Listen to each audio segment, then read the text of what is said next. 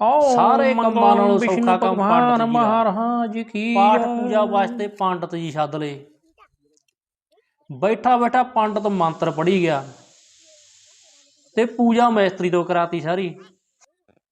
ਮੈਸਤਰੀ ਵਿਚਾਰਾ ਦਿਲ ਵਿੱਚ ਸੋਚੇ ਵੀ ਮੇਰੇ ਤੇ ਪੰਡਤ ਦੇ 50-50 ਹੋ ਗਏ ਵੀ ਕੰਮ ਤਾਂ ਅੱਧਾ ਪੰਡਤ ਮੈਥੋਂ ਕਰਾਈ ਜਾਂਦਾ, ਆਪ ਤਾਂ ਬੈਠਾ ਹੈਗਾ।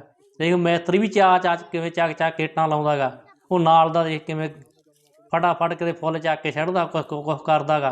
ਪੰਡਤ ਬੈਠਾ ਮੰਤਰ ਪੜ੍ਹੀ ਜਾਂਦਾ ਗਾ।